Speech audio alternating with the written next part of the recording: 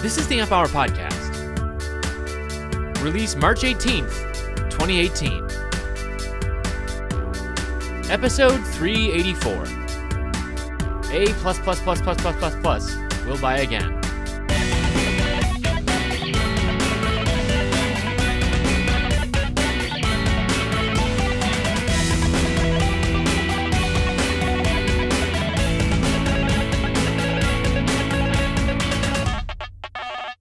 Welcome to the Amp Hour. I'm Dave Jones from the EEV blog. And I'm Chris Gamble of Contextual Electronics. Coming to you via a new app. Well, I don't know. Everyone call everything Welcome to the an web app these days, don't we? Right.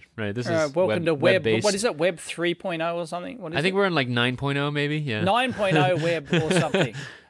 For how long have we been using Mumble? Mumble has been record the show? our trusty steed for many years, 4 or 5 years at least. 4 or 5 years at least. Maybe more. Yeah, I don't know. Yeah, it's got to be because what did we start? Long-time listeners at least know that Skype. we're talking about it, right? Yeah. Yeah.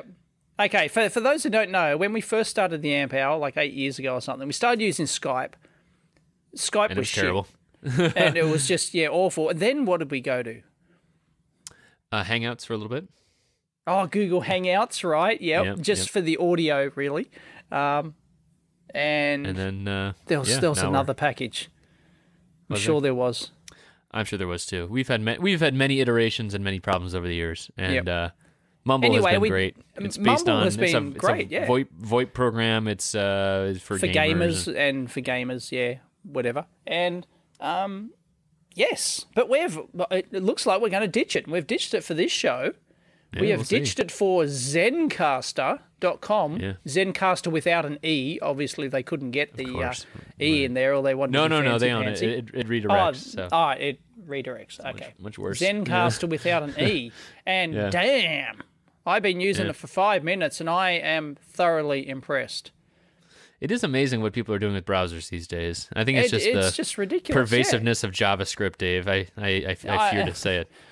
Right. Yeah. And it's just... Anyway, I for those who don't know, where Zencastr is a web-based podcasting system, and hang on, my mic's a bit loud. I'm going to play it and turn it down. There you go. See, there you go, Dave. Instant feedback. Right. Anyway, it's a web-based podcasting program that allows us, especially people who run a podcast, to not only talk to each other and record it as well. There's lots of automation in the recording as well. You said it automatically sends you a Dropbox link. It processes at the end, automatically sends you a Dropbox thing. Yeah, it just drops it in my Dropbox. So yeah. With the 2 separate audio files, or does it mix them? No, separate. Oh, great, great. Jeez, And I mean, Dave, we can't keep telling people how easy podcasting is now. Right? Okay. No. This is magical. This is magical. This is secret squirrel stuff, is it? Yeah. Hey, I'll tell you what though, my waveform on here, it's displaying a live waveform as we're recording in the browser. It's great. It doesn't seem to match the levels that Audacity is seeing. Yeah. So, anyway. I'm impressed. Well, so this is new. Yeah. So this is good. We should we should not bore people with it, but we'll try and.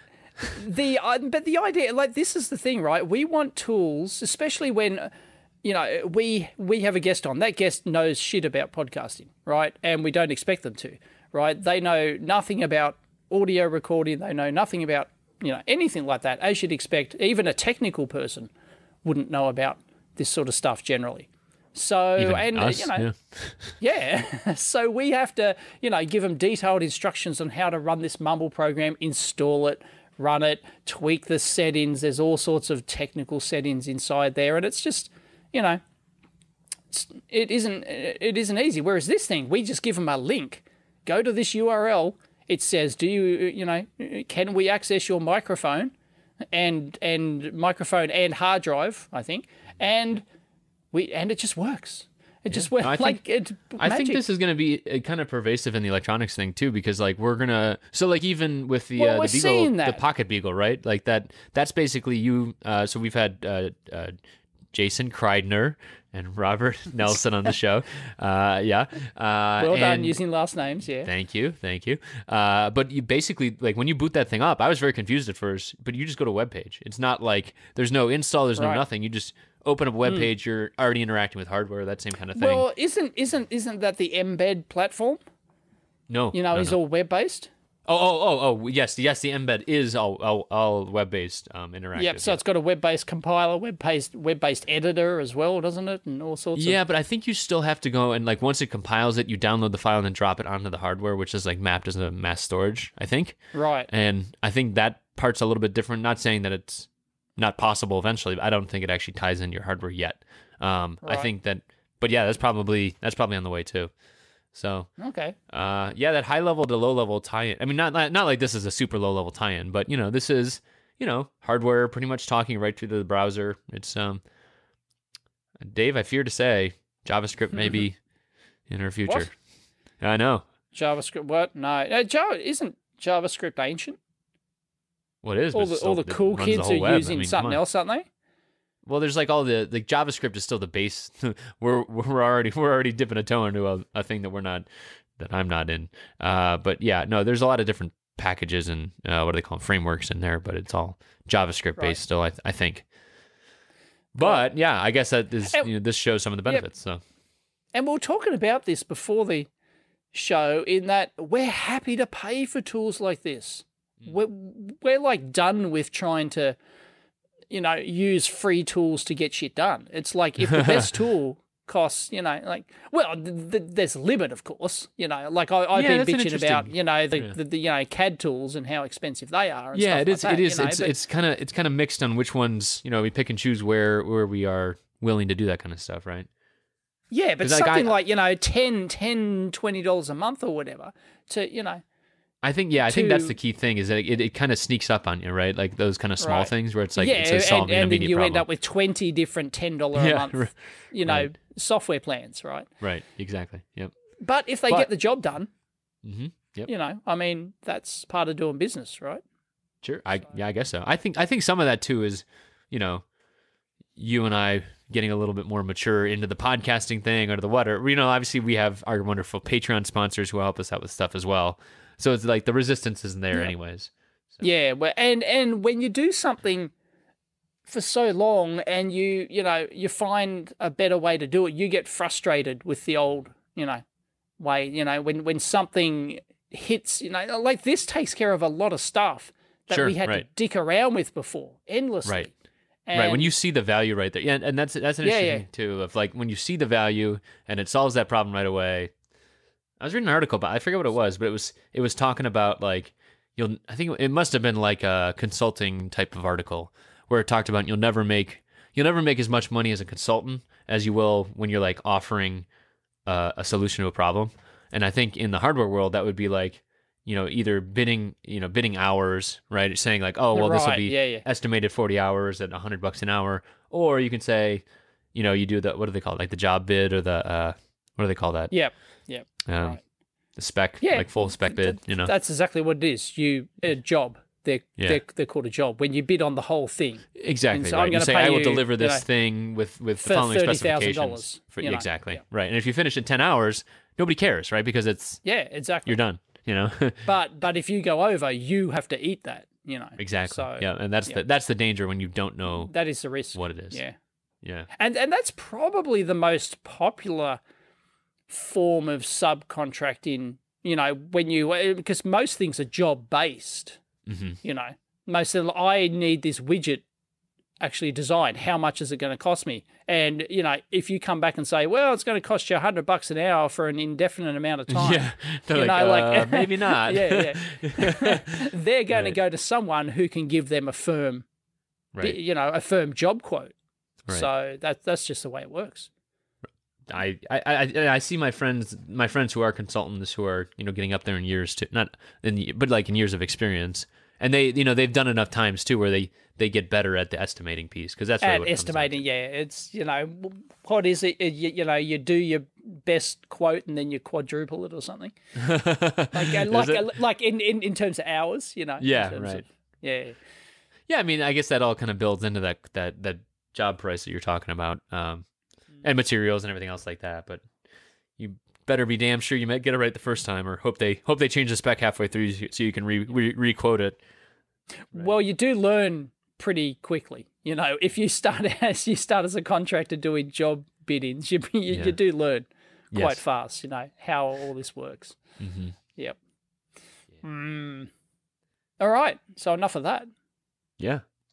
Web stuff. Yeah. I've got it. They just keep coming, dude. They just keep coming. The free energy people. I've got another one. I saw. Yeah. Yeah. Another one last night. Wanted me to, Yep. And it hits all it hits all the free energy jackpots. It uses magnets and motors and springs and gravity and this is a positive feedback loop you have here, Dave. Yep. If you keep talking about it. Right. The people are going to be like, oh, Dave's always talking about free energy. I don't know. Like, the keywords are there, so, like, he must like it. I'm foolish enough to engage them, There you go. There you go. Yep. Well, because I want to help, I want to explain to them, look, nobody's going to take you seriously. No credible person is going to take you seriously, right? Well, then they're not going to entertain your idea. And, look, find a better Have you made a video about this yet, of, like, the checklist of things that you should do to show that it's not free energy? Maybe this is good video. This is good video content right here. It's like the Dave Jones 10-point plan to getting past my BS filter. Because being the engineers / science people that we are, science is a collective thing, even though we're not scientists. Science is a loose science. Loose science. Loose science, engineers implement practical things. They don't do basic research. Yes, applied science, right? Yes. Yes. So that's the difference. And we don't I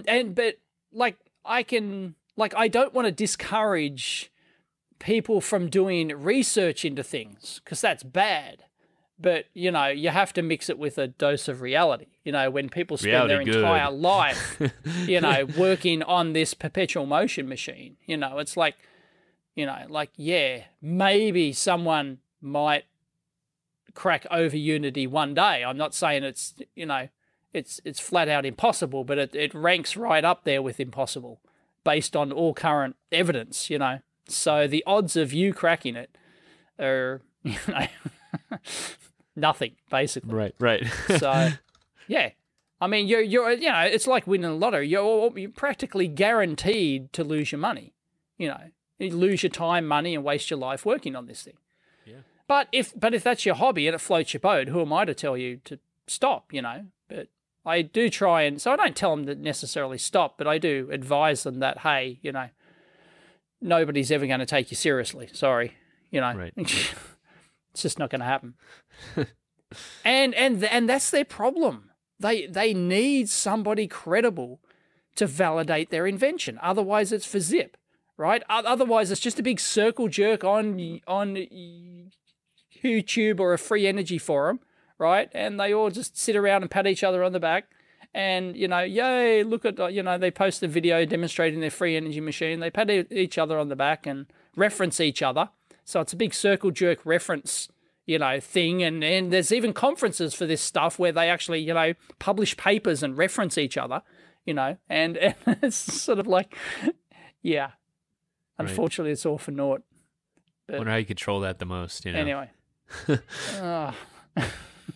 should go to one, man. I love those websites that, the free energy websites and people who try to look authentic because they've published these papers at these conferences, and it's just hilarious.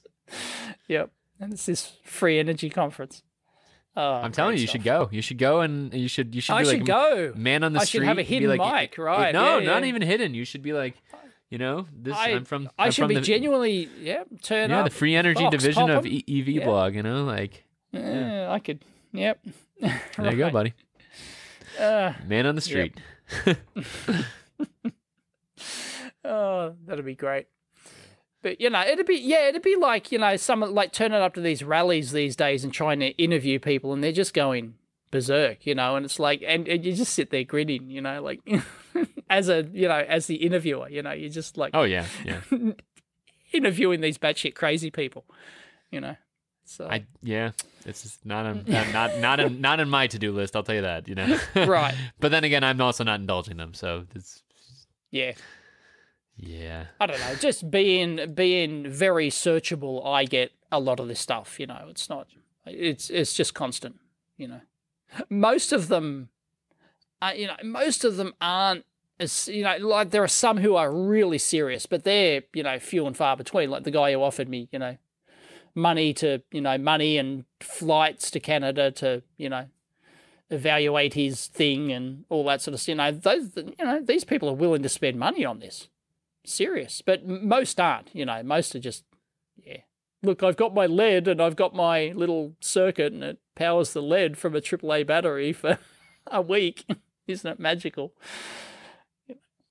Well, if they do get it, they should enter it in the Hackaday prize. That's the Hackaday prize is on again. That's the best I could do, Dave. Sorry, that was the best thing. Is the Hackaday prize like the Patent Office, who will refuse to accept any over Unity things now? I don't know.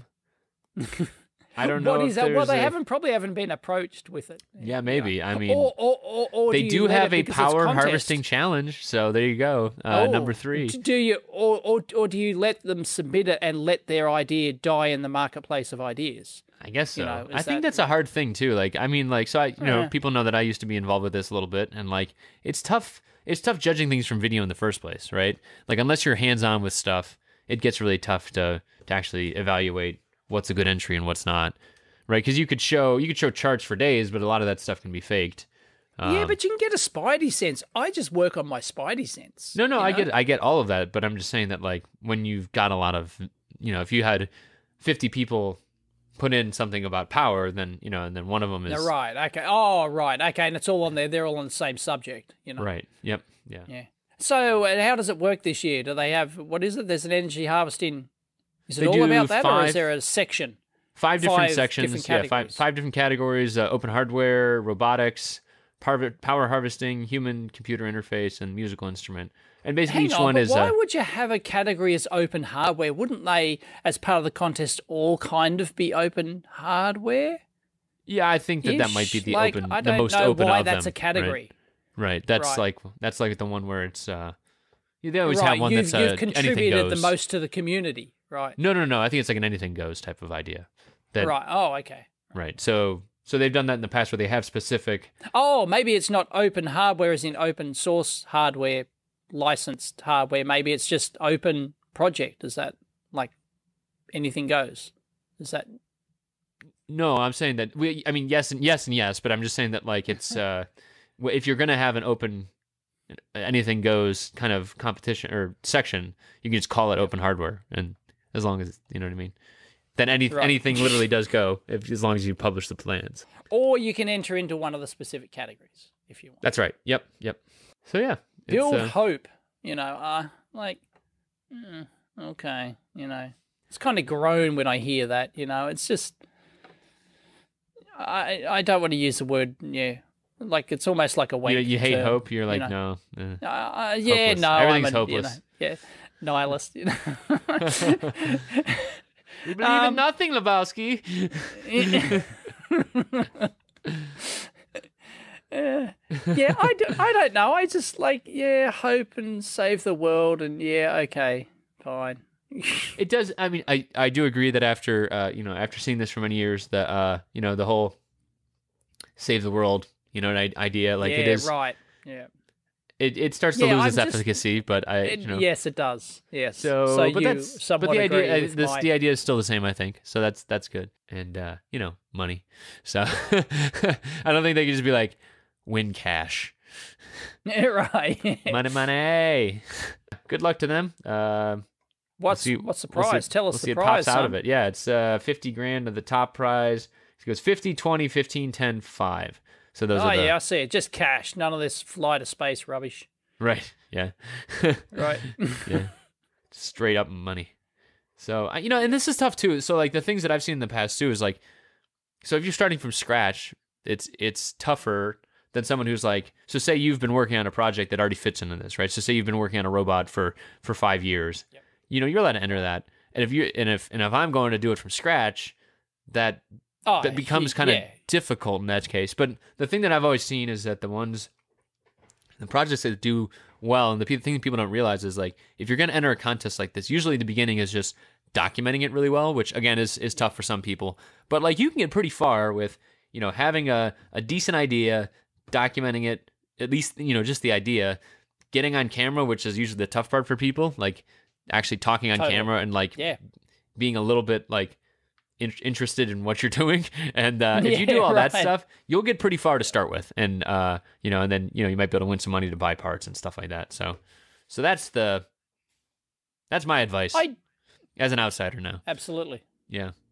I do like the categories, actually. Like, they've got a musical instrument category. So if you're into, if you make music, projects and stuff like that, which is still a huge, big field, Oh, yeah.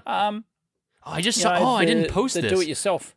Oh, man. So Google they just released one. It was like called the synth, I think.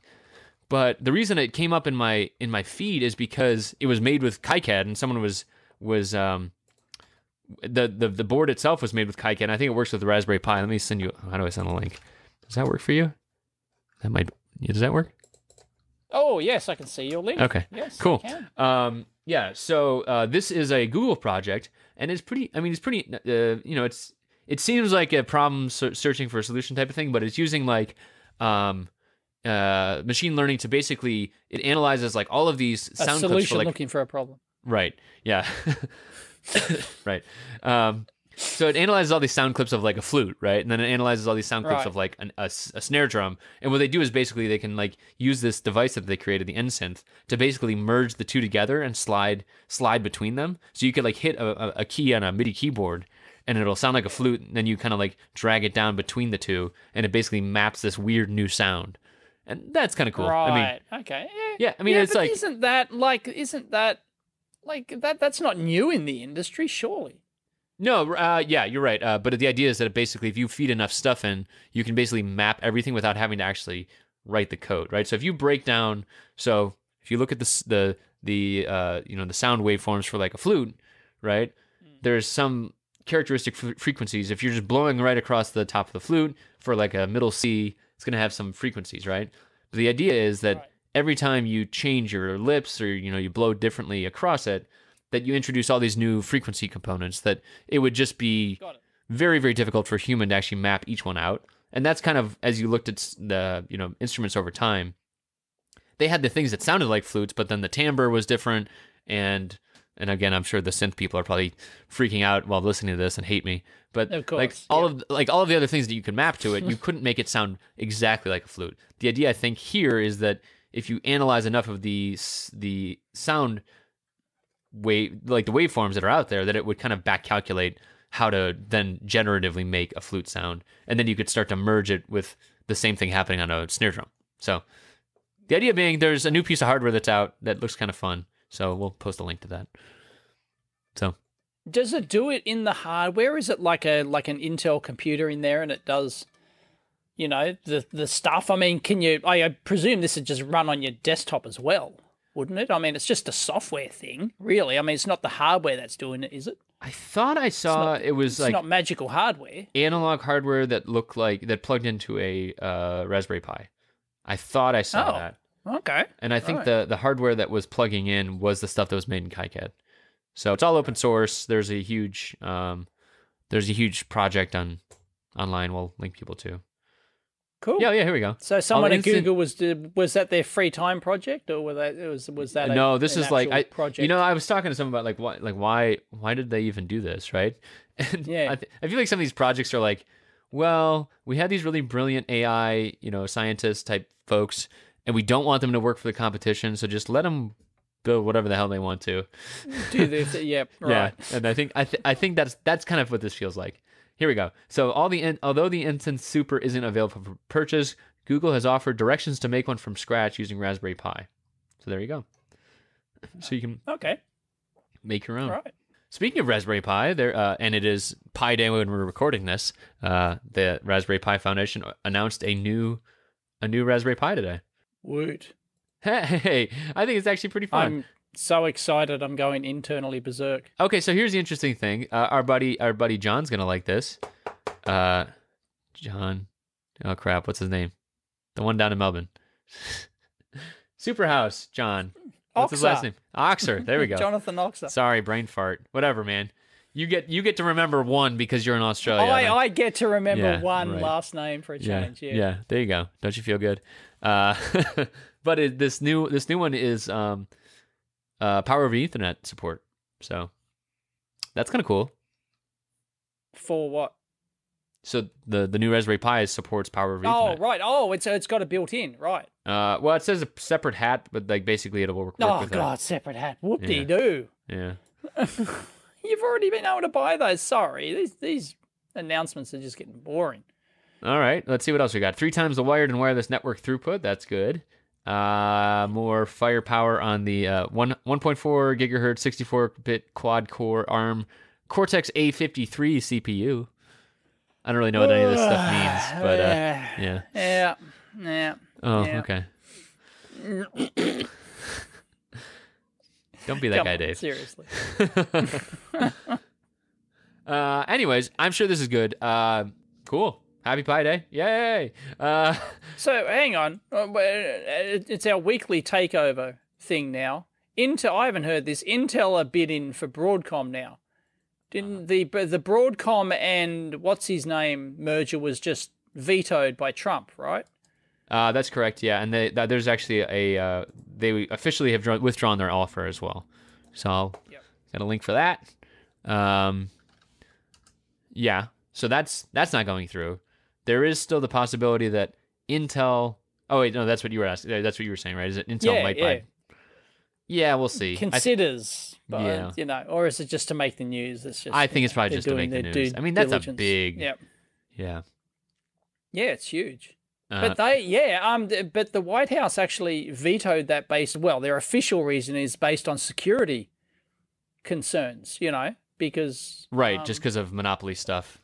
Yeah, well, and, it gives... because the bidder was owned by China, right? It was like, well, that effectively, means China buy them out, So, yep, and they've got key technology in the new 5G segment, and that's going to be the new thing, right? The 5G future and all that sort of wank. And they just said nope. Yeah, I don't really understand 5G. I know I'm not supposed to say that having work now that I work in cellular. But I don't quite get it yet. So, but it's not real yet. I think so it's it a bit matter. fuzzy. I think it doesn't matter. I think the term's a bit fuzzy. No, it's just. I often quote you. Yep. I often say until you can buy something, it doesn't really exist. So I think we're solid. DigiKey. Yeah, I think we're solidly in that realm. I mean. Right. Yeah. Okay, so Intel might buy Broadcom. Cool. What else there? Well, I'll tell you what. Here we go. We can talk about soldering. Would you like to talk about soldering? Oh, okay. We can. No, you don't seem excited. Well, no. I was going to bring something else up with regard to the Intel Broadcom whatever thingy. Fine. So this is kind of something I want to talk about today in general as well, because I was just chatting this afternoon with about lead times, right? So that's a common thing that we talk about here, and we're at like the 40 week lead times these days. Are we? That's what some of the stuff that's been quoted. So we're back to the 90s, are we? Yeah, I mean that's what it kind of feels 2000s. like. Yeah, and right. So it was interesting because the person I was talking to about this was giving me some perspective. Is that he basically said you can tell who's using like TSMC as well because it's so clogged up there that like everybody Right. has the same lead times. And so it's interesting because now again, this is one person's assertion, but it seemed to make sense to my ears of like going with someone like an Intel, right? So now Intel still owns their fab capabilities, right? And people have said that's kind of crazy that they still do. But that means now they do, yeah. Right, exactly. Right. But like that also means that they have a competitive advantage in that way. Obviously, there's huge amount of overheads for that, but like competitive advantage. So I was even asking about like Altera versus Xilinx, right? Is Altera a better choice now because Intel has their They're own owned by capability. Intel, right? Right, exactly. They can do it in the Xilinx fab. uses It TSMC, could be. and so it's possible that like that could end up impacting delivery. Now, no one would ever make that decision. First off, once you're in the ecosystem, right? You're not going to be like, it's not like you're going to be like, oh, we're switching. That's a huge deal, right? But at the same time, there might be advantage for people that are already in that ecosystem that I just never really considered, to be honest. So I was asking him about just like you and I have talked about on the show here before, right? Like ST parts are tough to get. Like STM32 is a very popular part, like for your DMM. And I was asking like, well, is there anything I could do to, if I was going to design one in, is there anything I could do to like prevent lead time stuff? And he's like, well, buy them up front. And that's what he said. Yeah, exactly. Yeah, duh. I mean, but like, that's still non-intuitive to me. You know what I mean? Because like, I think the other thing might be you're probably young enough, young whippersnapper, to have been brought up in the age of, the age of availability, right? Yeah. Whereas 40-week lead times were, of course it is. Like back in the day, for me. So there's nothing new there. See, I guess the difference though is like I feel like in the old days the 40-week lead time because it was an expectation that buying a custom, not a custom part, but like a non-standard part, there was no real penalty to that, right? So if you buy, the most obscure of the package types and the fastest speed grade, and they're making just one, they're making it for maybe 5 customers, right? It doesn't matter because you're all doing wait for starts and whatever. But these days, there are legitimate sources for quasi available parts in distribution. There are some parts that are more popular than others.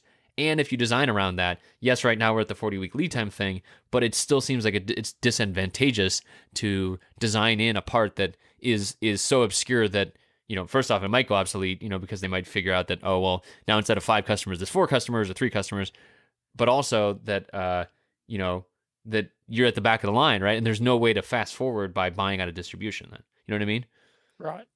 Right. So, tough titties. Yeah, I know. Well, I feel like the ultimate response is kind of what you're saying, right? So is buy it, so that you design it in, buy it, hold it, sit on it, whatever, right? Sit on the stock you have. Yeah. Simultaneously put in the order for 9 months from now and when the parts are put in the order for the exactly, which is crazy. Yep. That's super crazy. Yep. Yeah. But you can always resell them, maybe. Well, that's what he was saying too. Might want this ultra rare. He was saying like you could even, if you have payment terms, you don't have to pay until later, right? So like this is a distributor person, right? Going to get like 30 days, Well, he said the payment doesn't fire until you receive them. Again, I've never. Of course. I've never done this, so I'm going to say I'm going to claim ignorance on this one. But he was saying that like yes, what you could do is you could put in the order, and then if you don't need it, you don't need it, right? Again, that might contribute to if everybody did that might also contribute to the problem of like, false demand. So I'm not saying that you should do that, but I just never even considered doing that. And, cause I've never, bought enough on my own, if I'm buying, it's 10 at a time for my builds. And of course, if I'm designing anything that's of significant volume, it's my company doing it. And there's someone else in charge of that. So I've never done that. I had to pay back in the day when I was buying things through Arrow and stuff like that. I can remember. You had to pony up right away. Sure, yeah. I had to pony up. I think. Huh. So you didn't have payment terms or anything like that? No. Maybe it was just a purchase order. Yeah, maybe they just wanted an official purchase order, on your company letterhead and all that sort of stuff. Right. So you're on the hook, they'd put in the order with the fab. Yeah. Yeah. Right. Okay. Yeah. Maybe it's been like 20 years or something. Yeah, right. Yeah. Right. Well, that's the thing. Like, and that's, I've never done it. So, and you've done it, but it's been long enough, right? So I'm sure there's people out there that do this kind of stuff all the time, but this was just a new conversation for me. So, it was very enlightening. This person was very, very helpful and smart. Yeah. And thank you. Unknown, helpful, enlightened person. Yeah. Well, I didn't tell him I'd be, saying his name. Right. So, of course. Yep.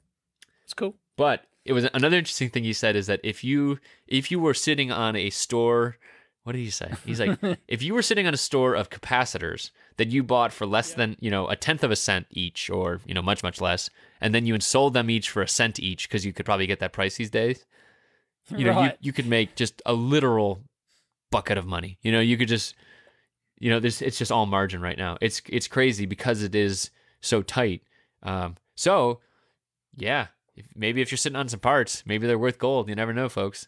There's not really any resale markets that I know about though, because it's it's kind of shady business. No, you'd have to sell them on. You'd have to sell them on eBay. Yeah, right. Kind of. Right. I don't think is there. If anyone knows, is there like a go-to marketplace where you can sell your own semiconductors and other parts? Or is it just eBay the thing?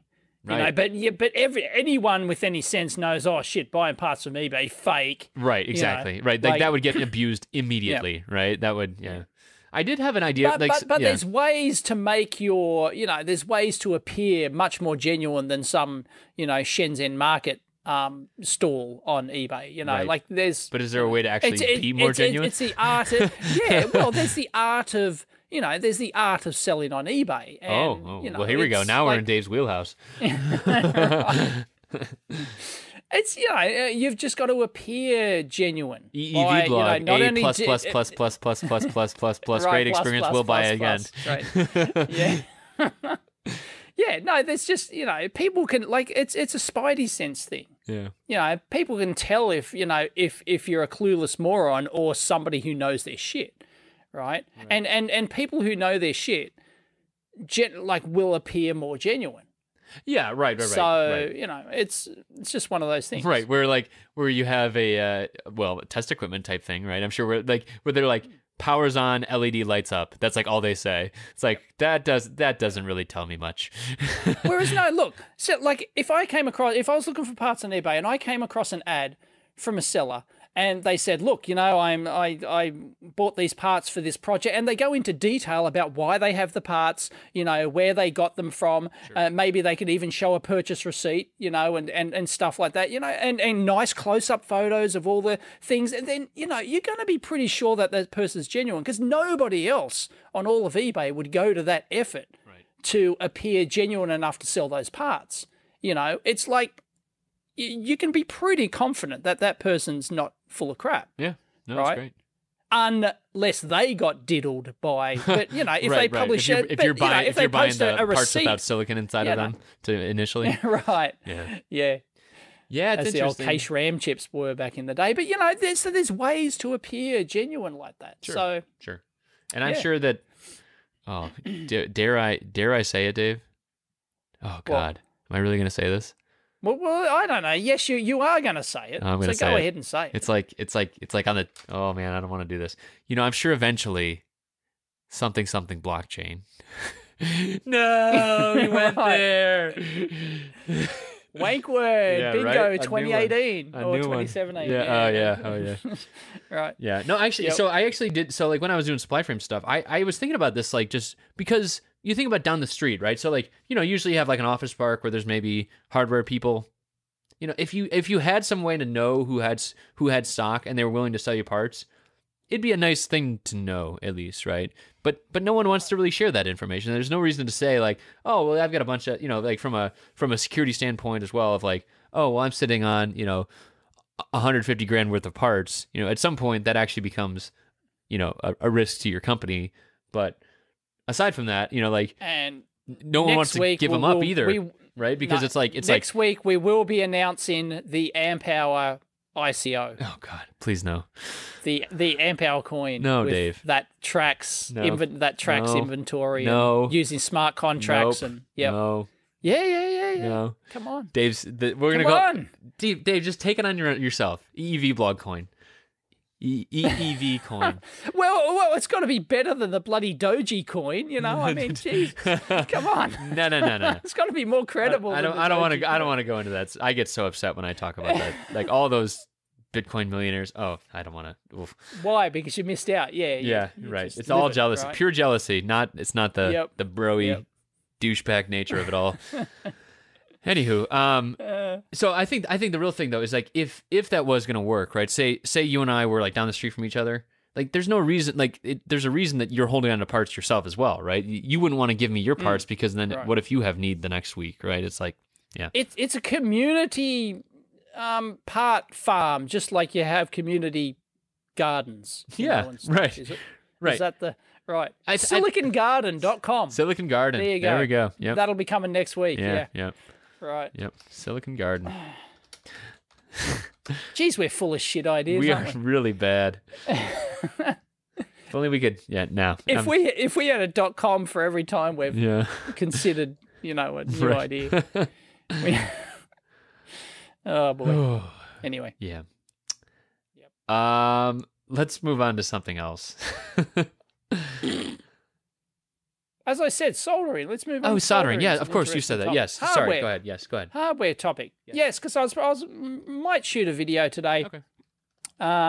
Because I did a soldering iron shootout. Heiko versus Weller. Well, I have a new.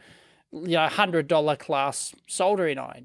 And then Lewis Rossman, he just did a response video. I haven't watched it all, but I've watched parts of it. He did a response video to my video saying, well, they're shit old technology. Why, you shouldn't buy them at all, kind of thing. Which he kind of sort of has a point if you're in his business, of course. Hi, Lewis, by the way. Yeah, he's in a very specialized, and people don't know he's the repair guy. If you're in the business like he does, he repairs 8-layer motherboards, and plus that sort of stuff's important. Right? No, of course, he repairs, phone, mostly laptops and things, isn't it, these days, I think? Yeah. Anyway, that's his, that's his thing. No, if you have those requirements, no, you wouldn't be buying but it's not only class, because soldering irons are divided into two classes, for those who don't know. Which soldering iron do you own, Chris? I'm just still on the AOUE 937, pretty much a ripoff. A ripoff of the Hackaday. Yeah. Right. Yep. Right. But so it's $60. So it's $60 on Amazon. But the reason I have that's pricey. I mean, what is? Well, what's better? Can buy it you can buy it for $20 at hobbyking.com. You can buy the Hackaday 936 ripoff on HobbyKing for like $20. I mean, I was just doing it on Amazon. It was for my course. Right. I just kind of suggested one for, getting started and easily accessible. So shipping matters sometimes, Dave. Anyway, so you have the ancient technology. Yes, ancient. I mean, what the hell's in there, right? It's basically, it's a transformer, right? It's a variable transformer, and then like a resistor at the end, right, with a thermocouple. Yeah. Yeah. No, but it's therein lies the difference. The devil is in the detail, right? There are two different classes of soldering irons. One is those type, which are the indirect heated ones, where you have your ceramic heater element in there, and the tip fits over or slides into and makes contact with that ceramic element, right? So there's that's where the thermocouple lives in that non-direct in that element, and the thermocouple's wedged in there somewhere, right? The thermocouple's in that, depends on the construction. Sure. Every manufacturer has their own way of doing it. Or there is the modern way, in quote marks, which is the ceramic, the element, the temperature sensor is all integrated into the tip. Oh, so when you change the tip, you change the element and the sensor as well. And because it's all engineered, all in the one unit, you get more direct feedback. So you don't have to go through a contact thing. Got it. Yep. And the way you can tell if your soldering iron is one or the other is easy. The old school ancient technology ones have just the tip, like you screw your thing off and there's just the tip itself. It's obvious, like there's no contacts on it. There's no it's just like a piece of molded metal, right? I mean, that's the idea. It's just a piece of plated metal, cast plated metal. Oh yeah, cheap, and then the end is tinned, right? Yeah, right. That's it. And the other type actually has they're usually long. Really quite long, and they've got the contacts on the end, on the shaft. So that way you can, so it's obvious that when you take the tip out, it's got these contacts on it, it's got the heating element and everything built in. So there's two different classes there. And what are the price differences there? Because I've never used the latter. generally the price differences in the iron in the stations themselves, there's new ones now which start at $250 for the direct heat irons. Okay. And the tips are generally more expensive because they've got they've got the ceramic heating element and the temperature sensor built in. Some of them are vastly more expensive tips. Others are actually quite reasonable, like $10, $15, so they're not too bad, right? But they're never going to be as cheap as the plated tips. Got it. But that varies by manufacturer. So but in general, yes, they're more expensive. Okay. The tips. So, and if you've got a lot of diverse soldering requirements, and you need all these different types of tips, then it can be an expensive proposition to have the direct heat irons. Anyway, the direct heat irons, are generally more expensive, but there are rip-off ones. Can you give us some example names as well? Is that the Weller? Yep. So the WE1010, is that the one that's the direct heat? The WE1010 is the new Weller one that is not direct heat. Not direct heat. That is the ancient technology. One of the ones is the Hackaday FX 961. Okay. Which is a low cost direct heat one. Got it. Is it hang on. Is it the 961? The one, yeah, I no. don't know. There's the 888 951. 951. Is it? Hang on. FX. So you reviewed. Okay, so your video is 951. reviewing the WE1010 from Weller versus. It's reviewing the old technology, and that's what Lewis's response video was. Is that no, you shouldn't buy these because they're ancient technology. And his argument is that you can buy a rip-off of the Hackaday FX 951 for $100 for the same price. So you can buy a rip-off of the new technology for the same price as a genuine old technology one. And his argument is that he would rather have a rip-off, a Shenzhen market rip-off of the new technology than a genuine old technology one. Got it. Okay. Got it? Sure. What are the benefits for the same price? And so what's this? What are the benefits? Well, the benefits of the direct heat iron are, and I'll maybe try and do a video showing this, is that you get faster response time. So if you're doing lots of joints in a row, like going from joint, right? Your soldering iron dips in temperature, right, as it makes that joint because it sucks the heat out of the tip, right. And right, so the temperature of your iron drops, and then it's got to take time to actually recover. And the amount of time to recover is not only related to the power of the soldering iron, like, it's a 100 watt instead of a 50 watt, kind of thing, and peak power as well, but also your drive circuitry and how it does that. But it's also related to your temperature sensor and how quick a thermal response based on the design of the tip. Okay. And that sort of stuff. So, it's like feedback loops and all that stuff, right? It's feedback loop stuff, right? And of course, the integrated tip ones are going to perform better because they've been engineered to all be in the one thing. The element, the heater, and the tip are all in the one purpose-designed physical thing. So the thermal response, and hence the control loop response to apply more power to keep it at that temperature, is going to be faster. Got it. Okay. So I've always thought about big ground plane stuff. Yeah, exactly. Like that kind of stuff. Like the heat capacity was one thing that always took me a long time to kind of figure out. I feel like the really extreme the extreme examples intuitive. Are like when you go to like the hardware store and you see like, oh, this is for soldering copper pipes, and it's that copper 150 watt sword, basically. Huge, big 10 millimeter tip. Right, exactly. And but that's because it needs so much heat capacity just to keep dumping heat into the copper, right? Yep. Same thing goes for boards. Yeah, same thing goes for PCBs. Right, for like a ground plane or something. You're right there, like that. falling off your chair. No, I just knocking shit off all of my bench is kind of a mess. I need to rearrange it.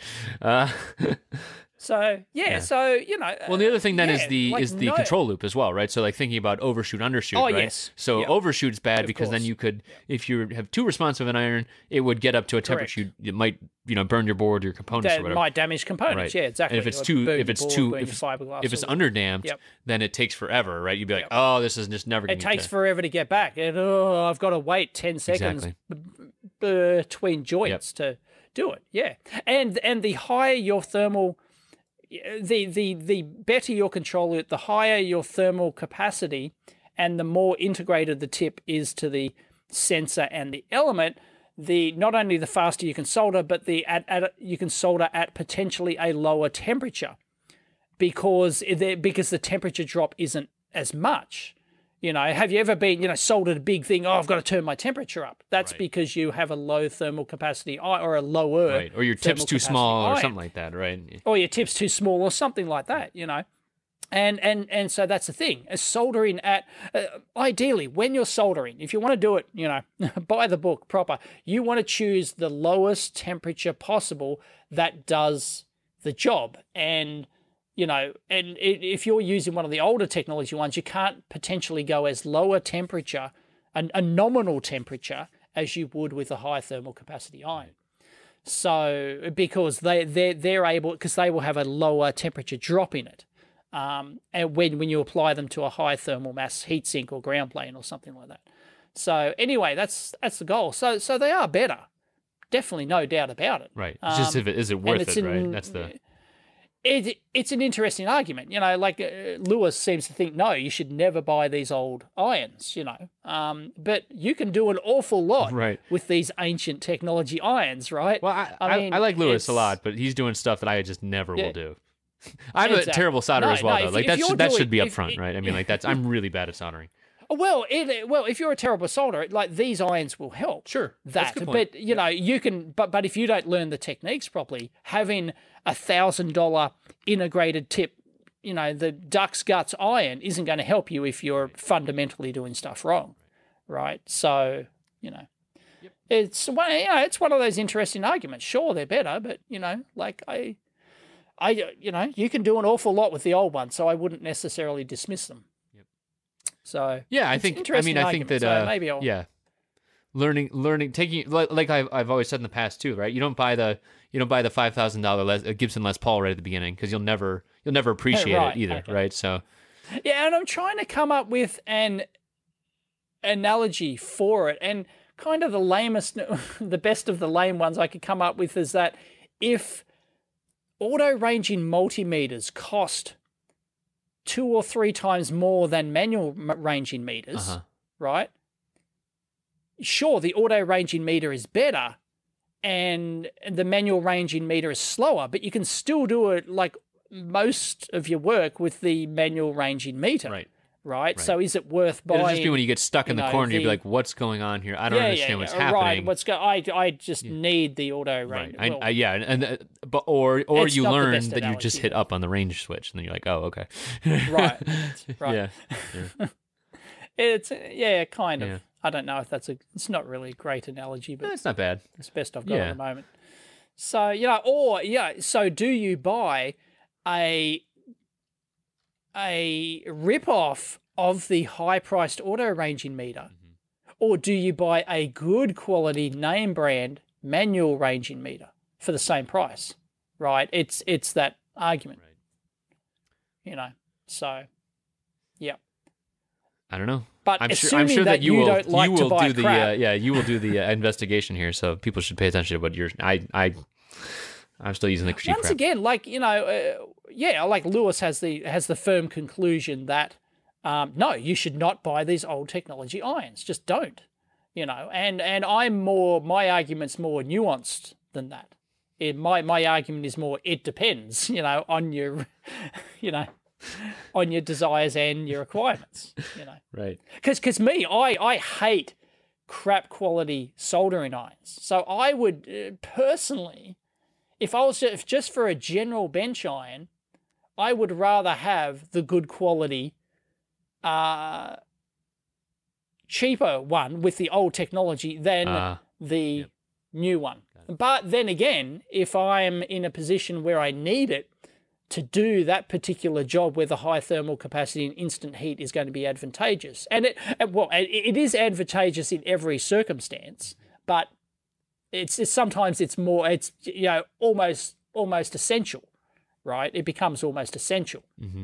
And if I'm in that requirement, then I would have actually regretted having my, cheaper, higher, my name brand, old technology iron. So anyway, I thought it's a fascinating argument.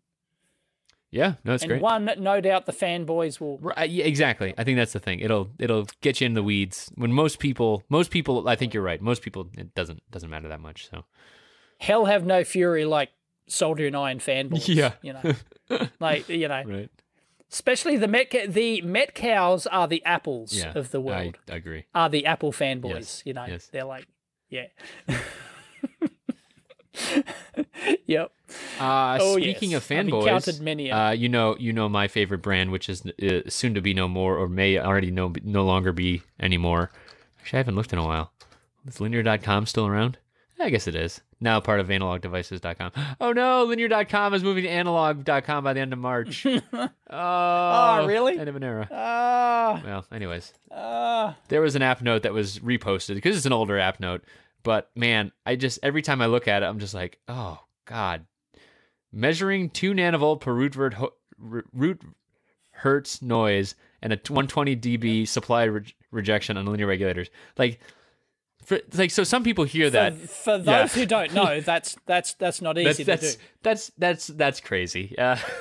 And so it's a good one, and it's so if you're new to the whole thing, right? It's worth reading it just to kind of get a feel for kind of what's out there. Most people don't even need this kind of low noise in the first place, but like watching other people work in this case, via an app note, it's interesting because have you got a link for this? It's on the amp hour under measuring 2 nanovolts. Right. Dave, you getting a phone call? Is that what that is? Yep, I'm getting a phone call. Do you have a manure pickup? Is that what that is? I have a D. Jones manure hauling pickup. Yeah. So for people that don't know, last night I'm watching Back to the Future because it's on HBO Now or whatever, and I'm watching it and I'm just like, what the hell? And I had no because my name popped up in the movie. Right, exactly. Yeah. The manure haulers in Back to the Future is D. Jones. I had no idea. Dave, of course, had a video many, many years ago already where he jokes about that. But man, I was laughing my ass off last night, and I will probably use that as the cover photo of. Right. Well, if you don't know, D. Jones is I'm going to go with grandson. Of A. Jones. Is that the in Back to the Future 3? Which was the manure hauling back in part 3. Nice, yes. Nice. Yep. So, classic. Yep. Yeah. Yes, the Jones family are famous manure haulers. Famously full of shit. And a lot of people will say that. Yeah, that's all I do on the amp hours. Yep. Oh, man. It was... it made me very happy. Right. Anyways, where were we going with all this? Yes. Measuring 2 nanovolts per root hertz. So that's a measure of like noise, right? And that alone is a tough thing to kind of visualize for a lot of people, right? Because they think about like, well, there's like offsets and there's noise and there's there's power supply rejection ratio, like all of these different things that are out there. But basically the idea is if you wanted to get the most quiet signal possible, you'd want the lowest noise op amps and linear regulators and everything in this circuit. And the idea is that this is just randomly injecting stuff into your circuit. So now this app note is about how to actually go and measure that, especially when each thing you use to measure is going to introduce its own bit of noise. So it's like, oh my God. Yep. So that's where it gets really, really crazy. And so this is definitely worth checking out. This is app note 159 from Linear. It's just go check it out and don't be scared about it. You can get through it if you've never read any of this stuff, but it's an interesting look at how it all works. So yeah, interesting. Who did that? Todd Owen and Amit Patel. Yes. Good on you guys. Yeah. Yep. Continuing the Jim Williams tradition, including the Christmas tin shielding box. I like that. Yeah. Right. Yeah. But there's no doodle at the end. Right, exactly. Got to have the doodle. That is key. Got to have a doodle. It's all about the doodle. What else should we cover on our list here, Dave? Should we pay our tributes? Oh, we have to. Of course. I uploaded a video on the second I saw channel. that. Yeah, that was very nice. So Stephen Hawking, of course, has passed away. I don't know about your experience. I've actually, I was lucky enough to see him give a talk at my alma mater back in '03. Okay. It was amazing. No, I haven't met him, so sorry. I didn't. Him. I haven't met him. But yeah, it's a big name. You know, like that's it's kind of crazy. I don't know. I don't want to mention, but like a lot of people, he would not be in their top. You know, it's probably a bad time to mention it because all the, you know, he's a genius. You know, he's definitely a genius, right? He's done some awesome research. You know, Hawking radiation's named after him, for goodness sake. You know, but there are people, you know, serious people out there in the scientific community. He probably wouldn't make their top 10 or 20 list of the last, you know, 50 years or something like that. Well, it's an interesting mix, though, too, of like, you know, visibility. Because, and... you know, because he's the big, visibility, you know, like, he's an absolute genius. But, of course, you know, it's the visibility. I think that's always the case, though, right? I mean, like, there's accomplishment and visibility. No, that's just the way it is. Yeah. Either way, I think a great loss for the world, and he will be missed. Yeah. Anything else on our list? We're kind of running out of time here, aren't we? Yes, we are. Where's the new interface? There it is. Oh, we've been recording for 1 hour and 4 minutes and 26 seconds. Right. We started 3 minutes in, so. Yeah, I know. Well, our buddy Martin Lorton is back. He, yeah, he's back. Yeah. He did make a video for Filthy rich with all that Bitcoin lubre. Well, he was into Bitcoin all those years ago. Oh, was he? I didn't know that. I wonder if he kept it. Yeah. We'll have to see. Maybe he's living large down in North Carolina. Yeah. So. Yeah. Right. Give him a call. Yeah, he built a sweet looking hut. Yeah. Right. Personally, I would have gone bigger. I think. If you watch the thing, it's pretty space constrained because of elevation reasons. Yeah. Right. He's on like a hillside. Yep. So. Yeah, it's on top of a mountain, freaking somewhere. So yeah, I'm pretty jealous. Yeah, man. Well, we don't need to go through all the links. What I will plan to do is actually send out the links we didn't go over in our newsletter. So I will try that out this week. Oh, we have a newsletter. Woot. You didn't? We talked about that 2 weeks ago, didn't we? Oh, no, I don't think we talked about it, did we? Oh, okay. Well, the idea is that basically all these links that we didn't talk about, you can always follow our Twitter feed. It'll be a lot of the same stuff there. But basically all the things we talk about here or don't talk about specifically, I'll send them out, and it'll be kind of a summary of what's been going on in the past week or two. So that is the idea. Sweet. Yeah. See how it goes. All right. Well, there's another buyout in there that we missed. Yeah. Was it? No, we talked about it 2 weeks ago. We talked about the, really? Yeah. Well, we said Microchip might buy Microsemi. They ended up, they are going to buy Microsemi. So that's the idea. Right. Okay. So it's an update. Yeah, it's an update. Right. All right, man. Well, we'll talk to you next week, I guess. I guess so. Okay. Sounds good. I'll see you then. That's it. No, we're done. Bye.